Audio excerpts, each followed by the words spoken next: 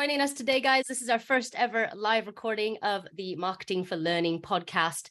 It is set to be an incredible session. We've got some amazing industry leaders here joining myself and Han today to chat about everything to do with the employee value proposition. So before we go any further, I think it would be remiss of me to introduce myself, and Han can introduce herself, and then I'd love to introduce our guests, and then we'll get straight into it. So my name is Ashley Sinclair. You guys hopefully know me if you've been listening to the podcast for any time at all. I've been working in marketing in the learning industry for about 10 years now, and Han and I run a fancy little company called Mass Marketing. Han? So I'm the other half of Mass Marketing. And like Ash said, if you've listened to the podcast, you know our weird and wonderful accents already. I'm super excited for today. This is something so new for the podcast, and it's going to be a good one. On top of that, we're joined by Edmund Monk. He is the CEO and co-founder of the LPI, who are a global body for workplace learning.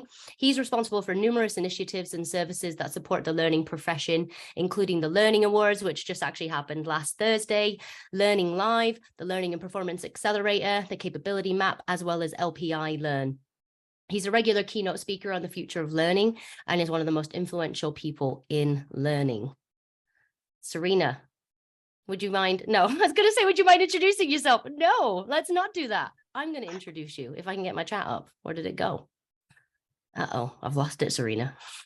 So Serena she's been working in talent management and organizational development for over 20 years. She is a fellow of the LPI herself. So there's some connections between Ed and Serena already.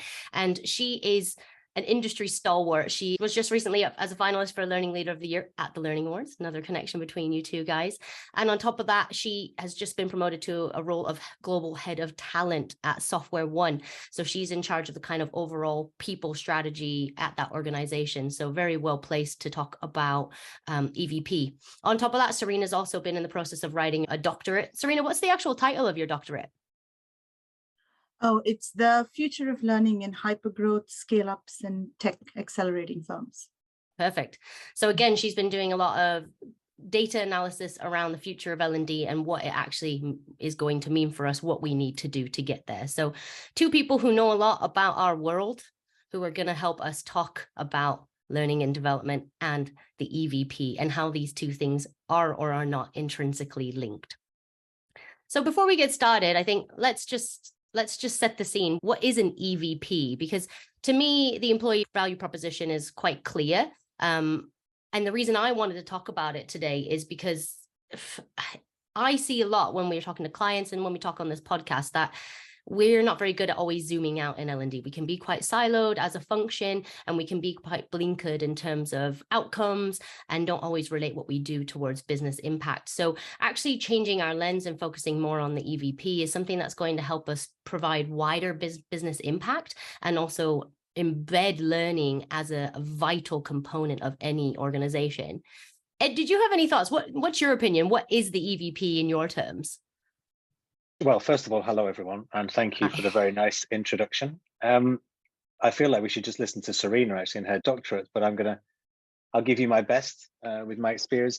Employee value proposition, EVP, is traditionally, we refer to that as the kind of unique set of benefits or rewards and increasingly opportunities that an employer offers to attract and retain talent or employees. So now it's the total package of what an organization offers to its employees, and that's in exchange for their skills, their knowledge and experience. It tends to encompass now the tangible and the intangible rewards, so compensation, benefits, work-life balance, career development opportunities.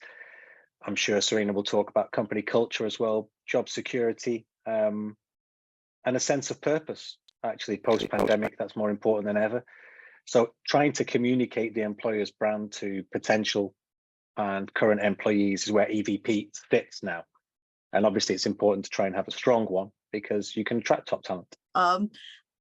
My observations, both from looking at startups, hypergrowth, the new organizations, those going through huge digital transformation, and ours accelerating at incredibly rapid pace is that the intangibles, more to Ed's point, are more and more valuable now. Your employee value proposition does include the integrity with which people look at the company. What is its view in the marketplace? What is it doing around CSR? What is it doing around ESG? What does it have around culture? I think Ed mentioned that as well. And we keep talking about the fun element, the bring your whole self to work element, and all of that bit, all those buzzwords now are very, very much part of an employer's value proposition and how candidates in the market view them. Yeah, I think following on from that, Serena, as well, do you think the pandemic changed things? Because I'll give you a little bit of my view on it. EVP was kind of bundled in with corporate social responsibility in some ways, and you can see links between those two. And in the pandemic, we saw some really good examples of CSR, like Louis Vuitton Moet Hennessy producing hand sanitizing gel rather than perfume. And that increased their share value ultimately over a longer period. So there is commercial value in doing this as well. And I remember speaking to somebody within the pandemic, when it was a kind of webinar every day actually, about the Business Roundtable, which is this network of CEOs in America. And they met in October 2019, so just before the COVID outbreak. And they came out of the meeting and they said that the sole purpose of a business was no longer to generate profit. And that was a direct reference to a quote from Milton Friedman in the New York Times, which is like the basis of modern capitalism. And now they said their core purpose is their people and the wider society. And I think you can see that link between the change there post-pandemic and now people being really focused on EVP. Is that something you're seeing as well? So the one thing I'll say that employees' general memory is quite short. So yes, there was a change during pandemic. How people treated their employees, who was furloughed, who kept them on, what redundancies there were. Yes, that played a big part. We were very proud in SoftwareONE. Nobody was made redundant at all during the pandemic. No job losses whatsoever. In fact, we grew. I'm one of those hires during the pandemic. But on a longer term basis, employees have very short memories and things move on and people forget about a culture and people forget about a history and people buy a new history. And I think it goes, yes, it was important back then. And yes, there are what we would call system shocks. And what was the pandemic, then there was war, now there is the earthquake, and there'll be a new system shock. And how companies respond to that, how they are seen to play a part in making things better or taking a stand, does absolutely contribute to their value proposition, because that's how potential employees as well as their shareholders see them. How are you contributing? How are you reacting to what's around you? Yeah, I think that's very interesting, actually, because the perception of employee value proposition is almost more important than actually what it is, arguably. It's a branding exercise, I would say. You'll know that better than anybody, Ash, of course. And that's why the question, right? Who owns the EVP? And actually we have a poll built. So if Han, can you get that poll up? Because we wanted to actually ask that question, who owns the EVP in the organization, because it'd be interesting to see if L&D has any role to play in it at the moment in your organization. So any of you who are listening today, if you have a chance to just respond to that poll that stood in front of you. Because I think that, that's the interesting thing for me is, it is a branding exercise. EVP is about attraction and retention, right? So it's about how people externally see you and whether they'll consider joining your organization, but it's also the lived experience as an employee whilst you're employed by that business. And why would you move on to somewhere else if you've got everything that you need here, And I think that is where it kind of fits in nicely to L&D, because career development, career progression, evolution of skills, upskilling, reskilling, all of that lovely stuff, which helps someone's career continue to ascend or go in the direction that they want it to. the EVP plays a role in that, and so does L&D. So kind of, we got the results on that. So those of you listening, we've got 52% HR, 24% people, 8% talent acquisition, 4% across L&D and marketing, and other with a miraculous 8%. Is that what you would expect to see, Serena? So it's usually split for me between HR and talent acquisition, right? So the HR are the crafters of the benefits and the packages and the policies, but talent acquisition is what takes them out to the market, which shows them to the world and makes us look attractive. It's interesting to see how little a role people perceive L&D and marketing play. Yeah. In your employer brand. But I suppose this is, I'm seeing the chat, and actually what they're trying to say is that HR plus L&D plus marketing is more or less one people thing. I think maybe, Serena, I mean, the question is a very clever one because you can only pick one of those to give you the data, which doesn't surprise me. But there are a number of entities within there who would arguably own employee value proposition. Obviously, the question again is quite cleverly structured because the ownership of EVP probably does traditionally sit with HR in terms of corporate ownership, but the responsibility for it, that's probably with everyone, and yet people were scored quite low on there. You brought up a point as well, actually, that I just wanted to pick up on employee value proposition being about talent attraction and retention. But I think there's also something else that it adds to, which is, and you started to touch on it, the lived experience. And if you drive that straight through to kind of what's the organizational benefit of good EVP, then I would argue that it is productivity and motivation. We live at a time where there's the Great Resignation, there's a hybrid workforce, some people really struggling to work from home in terms of motivation. So a strong EVP can dramatically impact that. Actually, it isn't just the talent side. It can make people like their job more and therefore be more productive. I don't want to get too deep about this, but I think it's an important point worth making. Yeah. And I mean, I think, in my head, I think like all that stuff sounds quite fluffy and intangible. It's a bit ineffable, really. Like, how does someone feel? It's quite difficult to measure. So again, like translating that back to business impact, which I know is something we both want to kind of talk about a little bit further, and really kind of the crux of how this really makes sense for us from an L&D perspective. But I think, that is precisely it, because it's the same with brands. Like I always say, branding exists in the hearts and minds of people. Like it isn't a logo, it isn't a color palette. It's actually what people think and feel about you. And you can't easily affect that. You can, but it takes time and effort. So, things like Glassdoor, that has a major impact on the EVP, right? Even, and you don't have a huge amount of control over what people are going to put on a public domain like that. So, the work needs to be done at a fundamental level when people are working for you or at the earlier attraction stages to actually prove value. So even if they do move on, they're left with a good taste in their mouth, not a bad one, I guess. An EVP is part of the culture of the organization, and culture is obviously owned by everybody. So it's a great poll because it gives an indication as to ownership, but I think if it was responsibility, it's probably everyone. So one of the things that we, another intangible, but it's actually quite measurable, is the stickiness to an organization.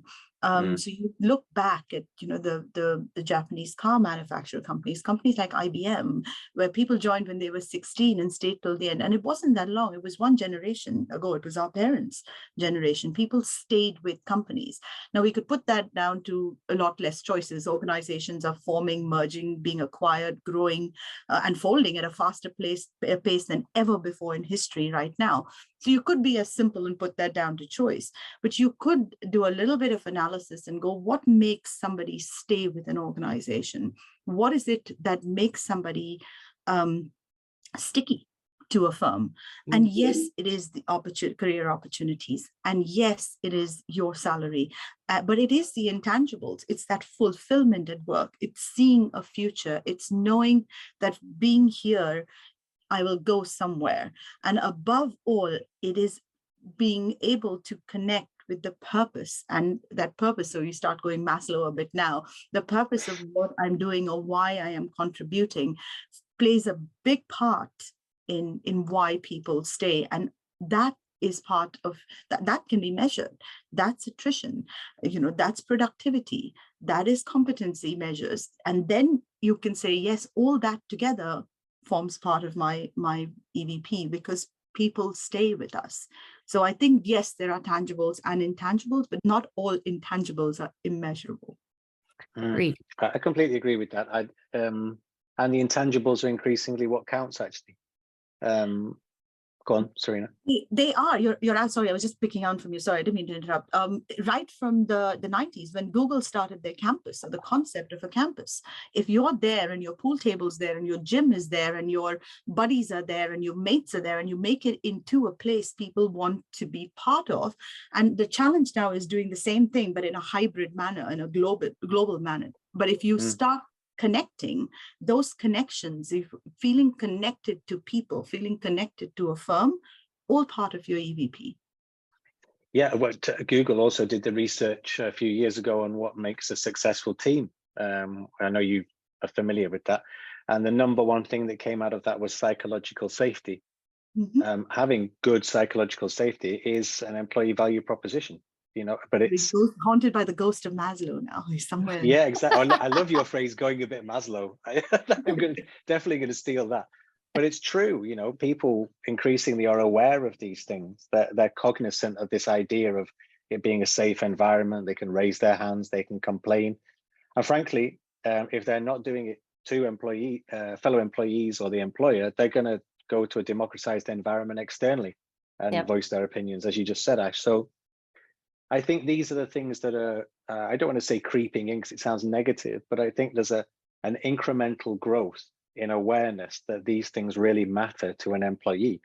We know now that the kind of 18 to 30 age range in Europe is not selecting their job primarily on salary anymore. It's on where you're going to take me and where you're going to get me to by the time I'm this age.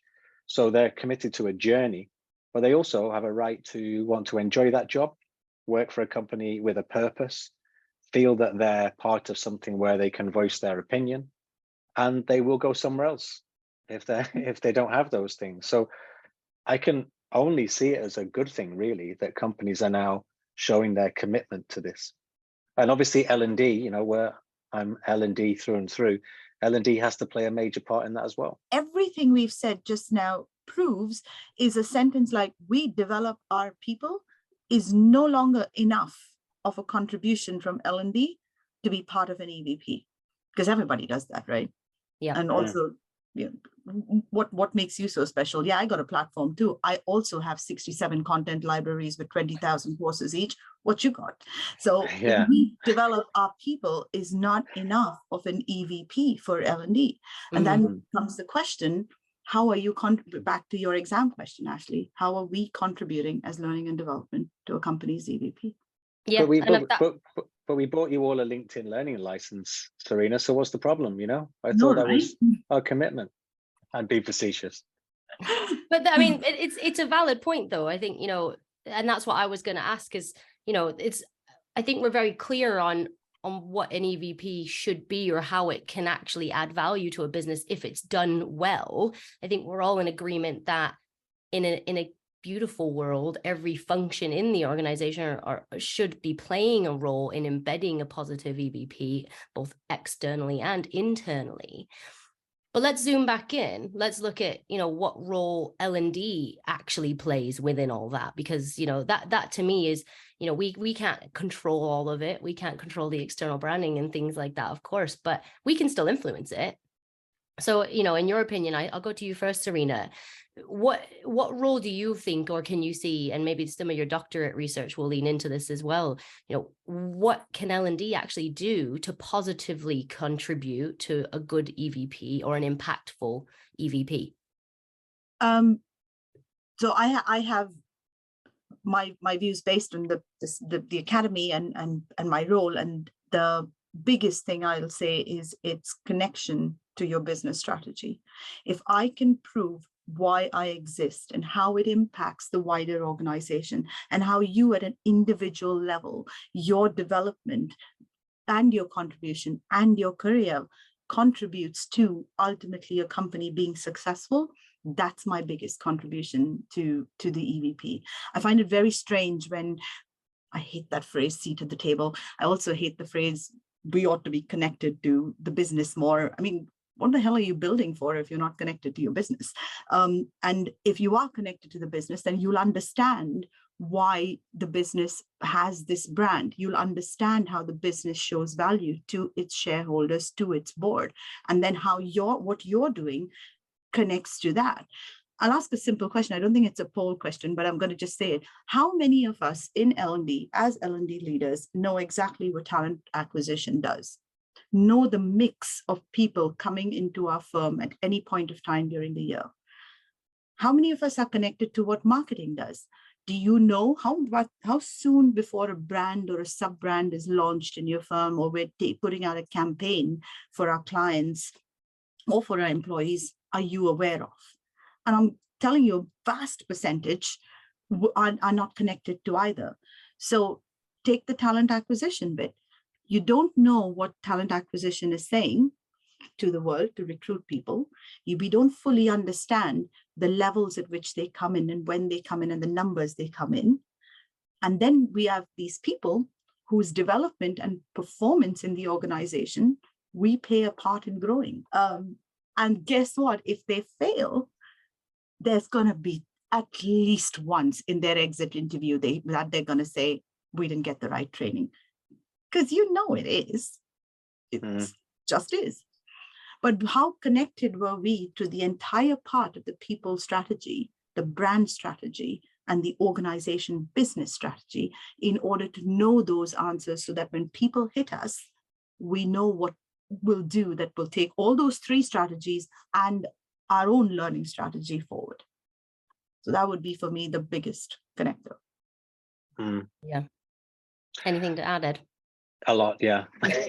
so many feelings. Yeah, but I love listening to Serena, as you well know. I'm a big fan. But the first thing I wrote down was, don't mention seat at the table or connected to the business. I'm not going to do that for fear of death. Trigger warning. So, yeah, so I won't be saying that. I just don't understand why one exists if they're still demanding that. I mean, but we'll have a separate. As we said when we spoke yesterday, build your own table and invite people to that. You know, that's what we have to do. I've worked in L&D for 27 years, and we always seem to be in an existential crisis trying to justify our existence. So it's nice to see people being more proactive. I want to back up a couple of your points with data, because obviously we're a data house at the LPI. Interestingly, the Performance Consultancy Masterclass program is the most popular program at the LPI this year. And that's because people are needing to understand the language of business. And to further to your point, Serena, to have that interoperability with the other departments to understand how they work. So I don't think that's a coincidence. And secondly, you know, one of the data points we capture through Learning and Performance Accelerator is scoring the CLO relationship with other members of C-suite. And the CIO is obviously critical to a CLO these days because of purchase of LXPs, digital transformation. On average, the CLO scores their relationship with the CIO less than 2 out of 10. And yet they're so critical to each other. So I wanted to just further your points with that data. On a more philosophical point of view, in terms of how L&D can kind of add value in employer branding, there's 2 quotes that I really like. One was in The Economist, saying lifelong learning is an economic imperative. So, you know, we can talk about what should happen and what we think, but the figures show, the data shows that it's something that you have to do. You know, we have to be contributing. It's not a luxurious potential thing that we can do. It's a necessity now. And the other quote is, it was described as the ultimate pension, lifelong learning. I think in a fast-moving world now, L&D is probably the best way to attract great people and show that you are a people-focused business. We know that the #1 challenge for CLOs is a learning culture. So we need to get that right, which includes giving people the freedom to learn and all of the psychological safety stuff. But 1 in 5 workers is likely to switch employers within a year That's the PwC report. That's a lot.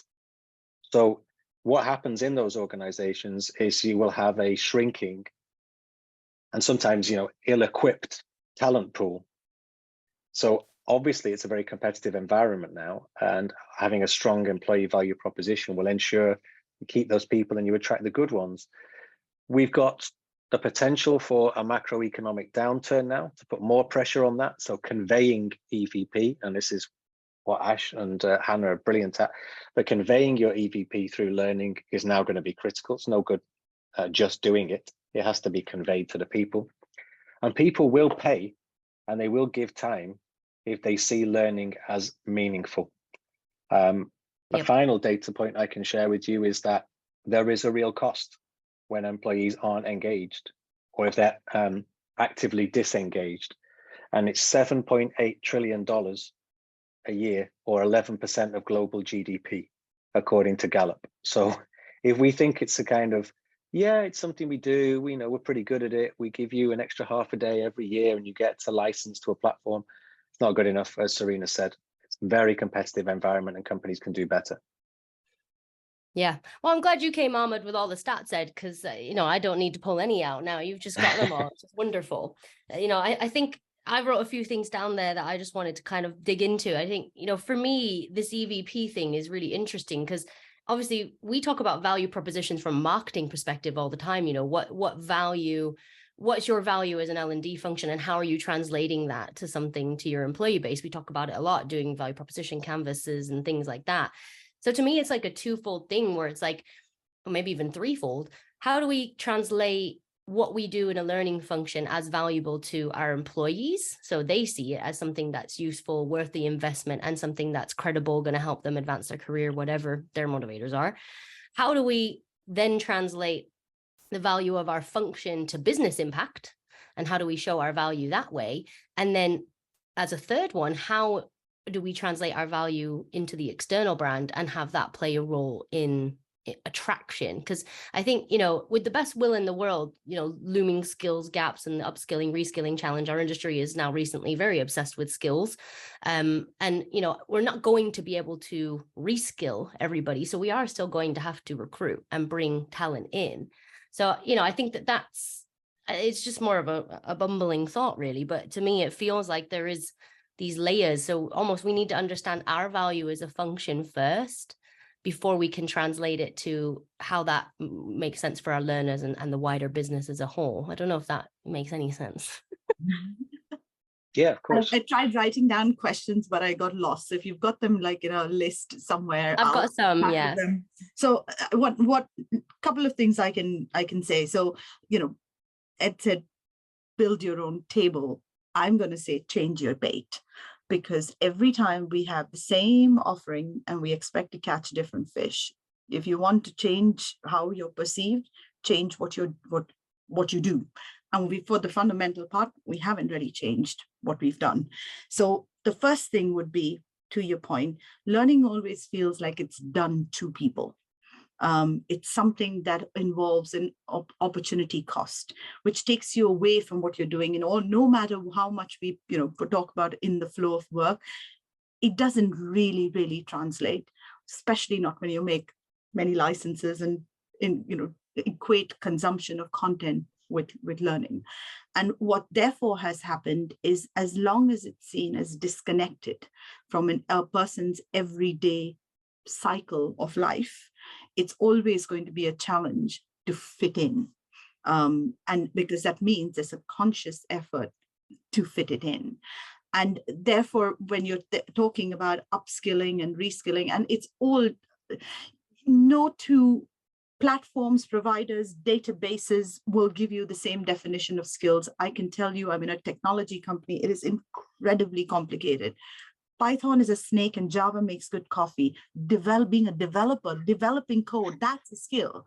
And there is no industry standard which teaches you how to build this, but we know that we have to upskill people. We know that the world of work and jobs are changing. We know we have to make people, I hate this word, I don't know another, fungible for the future, which means malleable. We all have to be able to shift, to adapt, and we do it. nobody uses an abacus anymore. Human beings do it.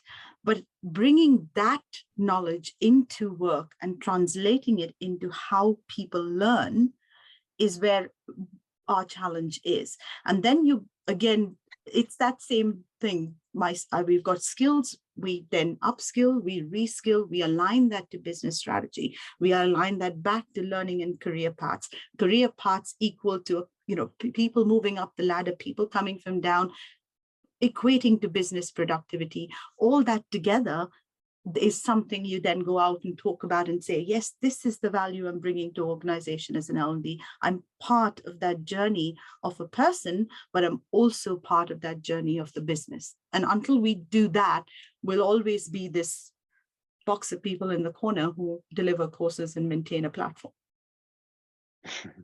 Yeah. Sorry, I'm very opinionated on this stuff. I don't know if you noticed. I know that's why we got you on the podcast, Serena. I'm normally such a wallflower. If you just sat there like a wallflower, I'd be dreadfully disappointed. And shocked. Yeah, absolutely. It's true what you're saying, Serena. I agree with everything you're saying. And I think upskilling and reskilling provides people with a sense of purpose, which is obviously important to all of us. We want to feel useful. And if we aren't, we can change that now. Effectively, in most large companies, there's a freelance economy within those organizations, and job descriptions are going out of the window. There needs to be an agility within the talent pool to just bring people with certain skills onto projects. Even before the pandemic, we were struggling to keep up with technological changes, and the sort of speed of that has increased even more post-pandemic. So finding talent with the right skills to stay ahead of the competition is pretty challenging these days in a very competitive environment. I think future-proofing is a necessity at the moment for organizations.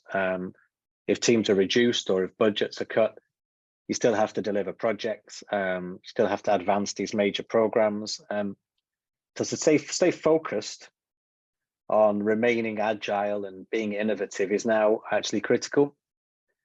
And I think there's a long-term advantage for those who can embrace that, strategic disruption. Organizations that did that through the 2009 economic crisis, they outperformed the market average by more than 30% back in 2009. So, it's not just a cool thing to do, it has financial value. Absolutely. Why do I have all this mindless data in my head, by the way? I thought you maybe had like a document. It's just coming out. You're like, it's just years of talking about this. Johnny 5 is alive. Yeah, I know. I'm worried about myself now. I'm finding it's all gone Maslow again. Do you need help? Are you okay? Do we I'll need be to all send right, help? Yeah, no, I'll be fine. Well, look, the one thing that, obviously you talked a lot about performance consulting as being like a really intrinsic part. I couldn't agree more, partnering with the business and actually, being more visible, communicating your value, that's what it comes down to, isn't it? Because ultimately, if you're doing these things and it is adding value, but it's not communicated to the business, it kind of gets lost in translation there. So, I do want to allow a bit of space for questions. So the last thing I wanted to kind of dig in before we just open the floor to everyone who's here today was around because we kind of talked a lot about where we are right now and what's going on in most organizations, who's owning the EVP, what role we can actually play as an L&D function, or in an aspirational world, how much impact we can truly deliver to support the EVP.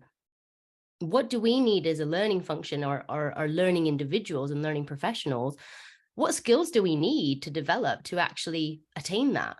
I think we have some of them, but to me, there's definitely a few. I mean, as you said, that performance consulting course, if that's super popular, there's very much a clear need for that. I know you both have data around this, Serena from your doctorate and Ed from the accelerator program and the capability map. I'd love to hear your thoughts on what kind of future skills you believe L&D needs to develop to keep ourselves future-proofed too. Sorry, Ed, do you want to go first? No, you go ahead. This doctorate is intriguing me, so I'll do short-term future. You can do long-term future. Actually, I wasn't going to quote the doctorate. I was actually going to quote experience, but let me, or a bit of both. So I think with you actually said the word, you said performance consulting, and the key word there is consulting, because as L&D, we cannot be fully responsible for an employee's performance unless they're on our own team. We consult into it, we provide the tools into it, but performance has many, many facets, as we all know about it. And it's that consulting skill that is what I feel L&D needs to develop. Because if you acted Meister's trust equation, if you acted as a trusted advisor, as a consultant, then you'd be trusted as that consultant. You wouldn't be where a business leader comes to you and says, I need a 4-hour course in change management. It needs to be live. It needs to be for these 15 guys. And I need you to do a test at the end. And the conversation will be, what is the business issue you're trying to solve? And we say this, I know lots of people have said this, it's not new, but that consulting element seems to have not be so much of our portfolio. Along the same lines, and just FYI, I have been with KPMG and IBM, both as a client-facing consultant and internally as a head of learning. And it's that skill which I find most important. When somebody comes to you then with a business issue, you don't go, oh, this is a business problem, nail, I'm going to hit it with a coarse hammer. Because that ability to sit back and go, is this a learning problem? If I gave somebody the skill, would they still have the will to change behavior? Is this a wider cultural issue? That is a consultative mindset. And I think if we take that and we go to marketing, to talent acquisition, to HR, to our branding, with that sort of an understanding, what is it that you look to solve? And what is it that I in L&D can contribute to it? I think that's when we'll be the biggest contributors to EVP, that consultative mindset. Absolutely. What's your short-term view, Ed? I think that interoperability is essential. So I shared the data point earlier, less than 2 out of 10 for relationship with the CIO from the CLO. It's probably the same with other members of C-suite and the leadership team. That's not always the CLO's fault. L&D can be perceived by the rest of the business as a siloed cost center. But in the kind of more forward-thinking organizations, it's the opposite. And it's seen as driving the business forward. In terms of building those relationships, I mean, anybody that's ever worked with me at the LPI, the first thing I say is that trust is the most important part of working here, trusting in our members, trusting in each other. And it's the same for L&D leaders building relationships with other people. They have to build trust and actually gravitas, I think, in order to be taken seriously as a department. That sounds a bit negative, but I still think it's true. But I would say the short-term view of the 3 most important skills when it comes to learning, playing a part in EVP, performance consultancy, as we've mentioned, is probably number 1 right now.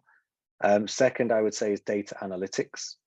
So being able to interpret the data from the business and even understanding where you can get it from so that you can consult more accurately based on facts. We're not very good at that. Both of those 2 skills are very low on the capability map scores in terms of learning professionals thinking what they are good at and what they're not good at. Both of those 2 elements or skills capabilities score very low. But the lowest score on the whole of the capability map is marketing. And I'm not just saying that because I'm here with you guys. It's a fact. It's it's published. It's published well before this webinar. Marketing is the lowest performing skill amongst L&D professionals. So, if we're serious about playing a part in EVP and playing a part in driving businesses forward, got to start telling people the great work that you do. But I'll just say one final thing on this.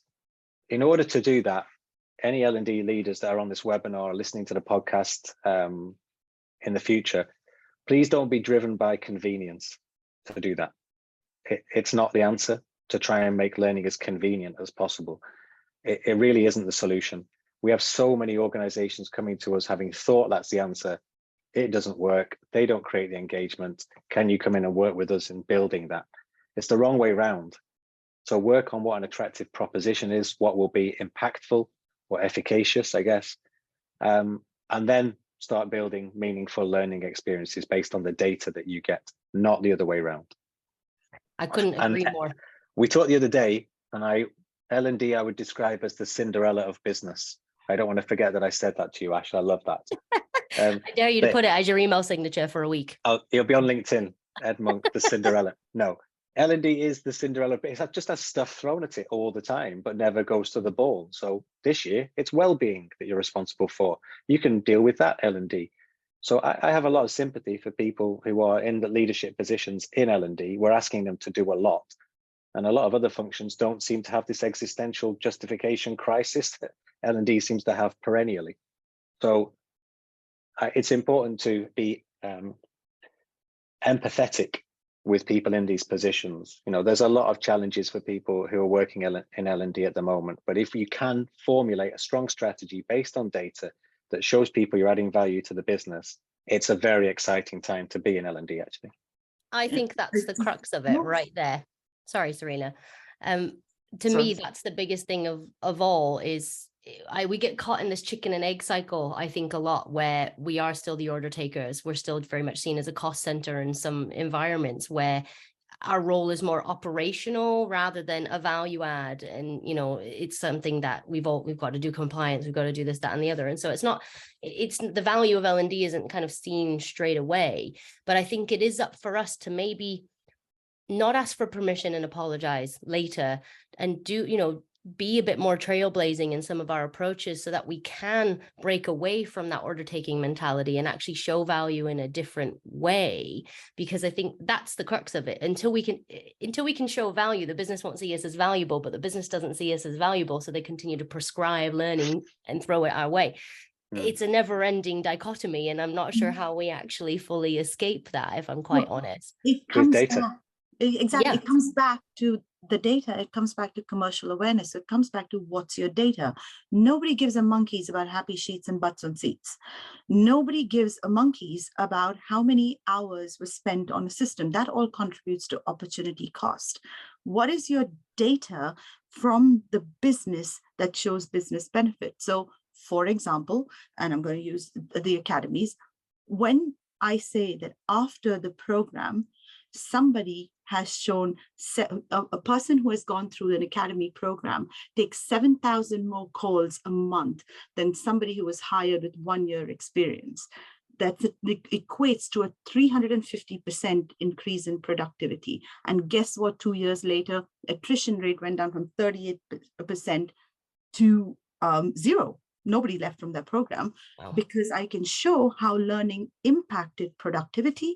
I can show how learning impacted business outcomes, and I can show how the data proves it.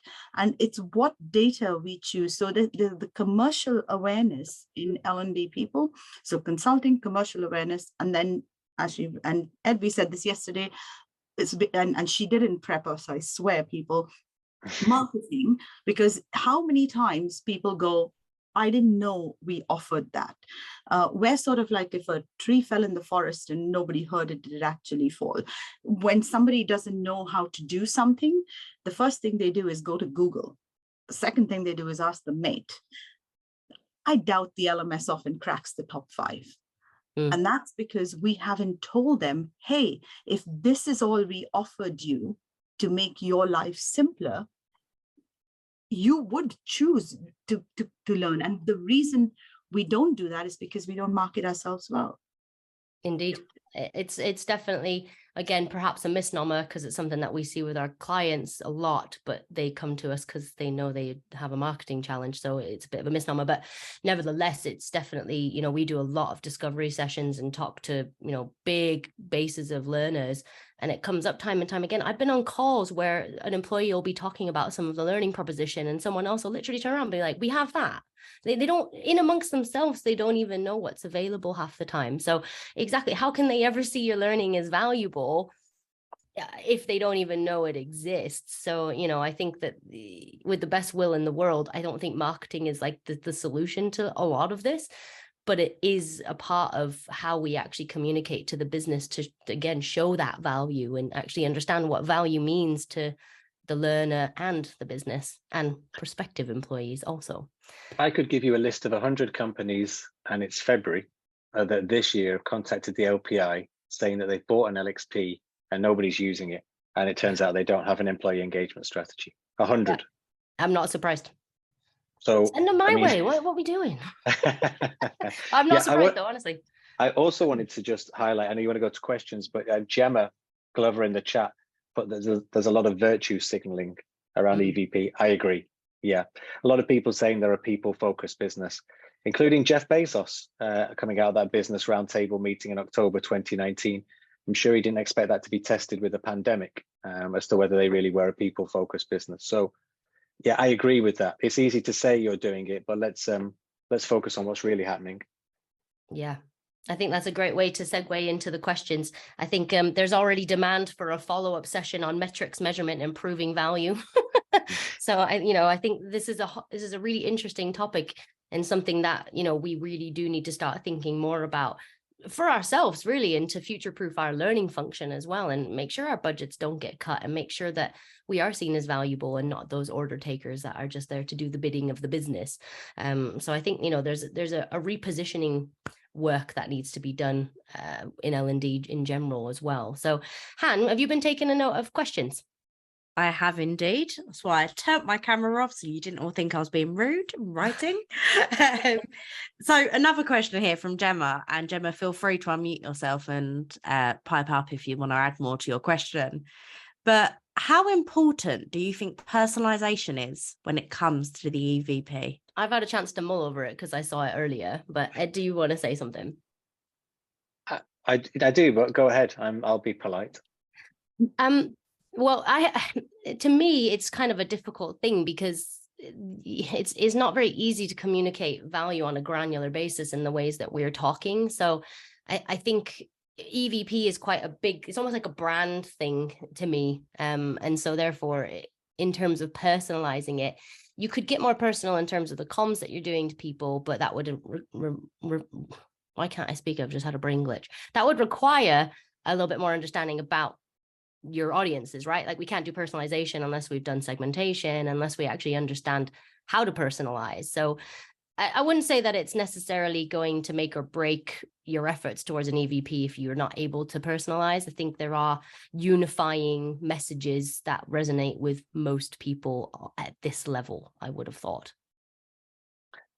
Yeah, I'd agree with. I think it's a driver, but it's definitely not the most important one. I think communicating what the company actually does is really important.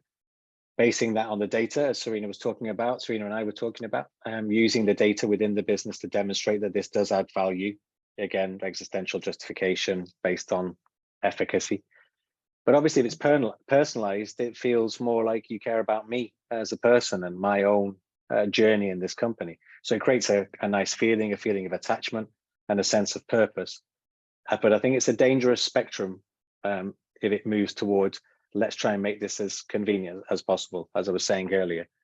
If you're trying to drive this through immediate access to short, sharp content, and the algorithm is personalizing that experience for you, that on its own will not work as a strategy.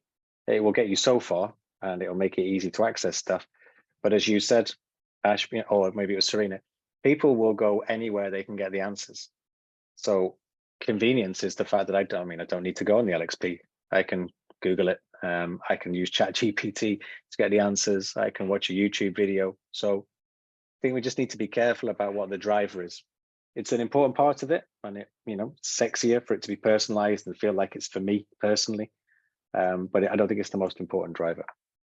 And logistically accomplishing that with our limited tech stack is, we have a lot of tech, but its capabilities from a personalization perspective are limited, in my opinion. So and arguably it becomes impersonal, actually, because it feels so trite. Yeah. Yeah. You might like this content because you viewed this. I think we're beyond that now. Yeah. So another question, I see, Serena, you just answered this in the chat, but I think it'll be interesting to actually mention it on the podcast. You were asked, is the future of L&D something like performance consultant?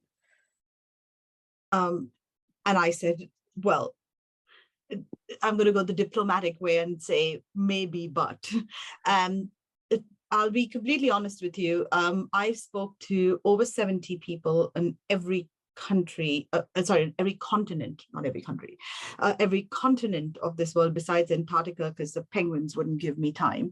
And everyone from startup, hypergrowth, unicorns, people who finished their seed funding, all the way to huge organizations not in tech who are going through more digital transformation than they ever have before in oil and gas and tobacco and all of that. So huge data set, hundreds of hours of this stuff.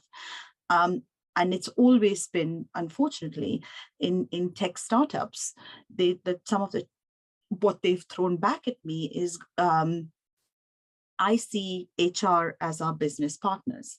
And as a business partner, they go out to the business and go, what are your issues?